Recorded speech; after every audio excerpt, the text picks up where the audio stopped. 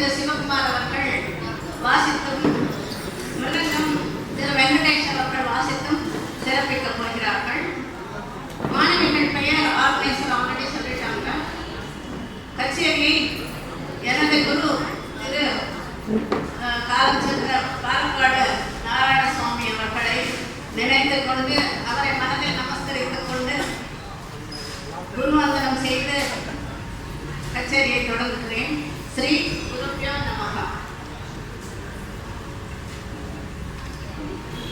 மார்க்கண்டேய புராணத்தில் 700 ஸ்லோகங்களில் தேவி சப்தசதி அதாவது தேவி மகாத்மியம் இருக்கிறது. இந்த தேவி மகாத்மியத்தில் ராஜராஜேஸ்வரி எங்கே எவ்விடத்தில் எவ்வாறு வீற்றிருக்கிறார் என்று கூறப்பட்டிருக்கிறது.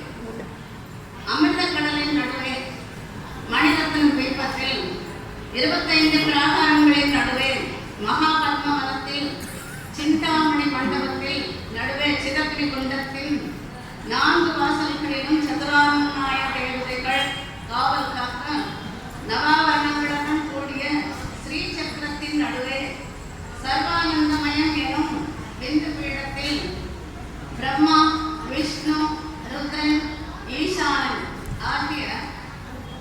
ஆகியவர்கள் 4 பிரம்மாக்களும் 4 கால்களாகவும் பரமசிவனின் மடியே மேல் பலகையாகவும் உள்ள ஓம்கார மஞ்ச ரத்ன பஞ்ச பிரம்மாசனத்தில் தான் தேவி வீற்றிருக்கிறாள்.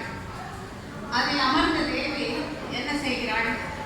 பிரம்மாவின் தொழிலாகிய சிருஷ்டி, விஷ்ணுவின் தொழிலாகிய ஸ்திதி, ருத்ரனின் தொழிலாகிய சம்ஹாரம், ஈசானின் தொழிலாகிய திரோதானம், சதாசிவனின் தொழிலாகிய அனுகிரகம் ஆகிய 5 தொழில்களை செய்து பஞ்சகுத்திய பராயணா என்று தேவி மகாத்மியத்திலும் லலிதா சகஸ்ரநாமத்திலும் புகழப்படுகிறாள். சிந்தாமணி மண்டபத்தில் நவரத்ன பஞ்ச பிரம்மாசனத்தில் ரத்னஹாரங்கள் பளபளக்க செங்கலத்தில் கரும்புவில் ஏந்தி 30 முக்கோடி தேவர்களும் வழங்க ராஜராஜேஸ்வரி கொலுவிருப்பதை விவரிக்கும் பாடல். ராஜராஜேஸ்வரி கொலுவிருந்தாள் ஸ்ரீராக ஆதிதா